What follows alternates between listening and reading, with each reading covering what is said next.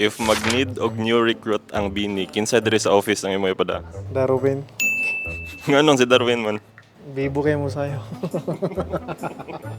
Silji. Bakit? Makit si Silji. Ate Marie Chris. Nganong si Miss Merry Christmas? Naman siya makanta. Pwede ta mga example? Balik daw ni Miss Merry Chris, basig ma-pressure siya mag-sample. Pwede ta mga example, Miss? Bigyan naman. Tondep ka ko, sabotage ko.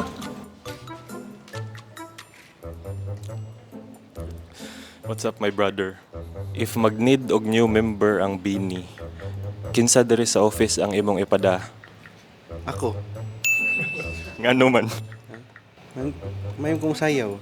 Hey, Bini Dan!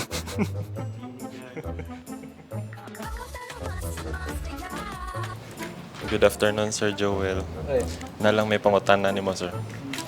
If need mag-recruit ang Bini og new member, kinsa diri sa opisina ang imong ipada?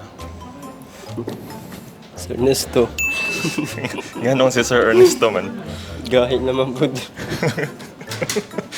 If mag-need og usa ka member ang Bini, kinsa diri sa office ang imong ipada? Namtatay gwapa, wala naman diri. So wala na kay mapilian diri. Di pwede ra man lalaki. Lalaki or babae. Damn. Dili ra man sad siya sa beauty pod.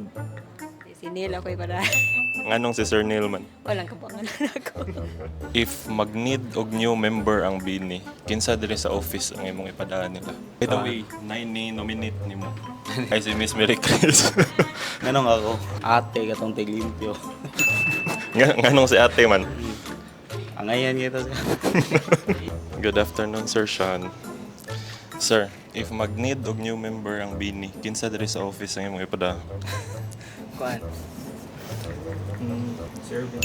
Padayon tasin ni Sir Ervin. Good afternoon, Sir Ervin. Pwede ka na mapangutan na.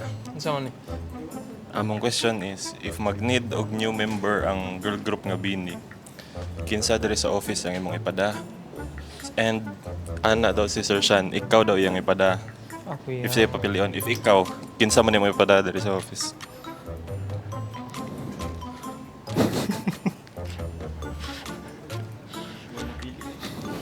Nagalisod magpangita.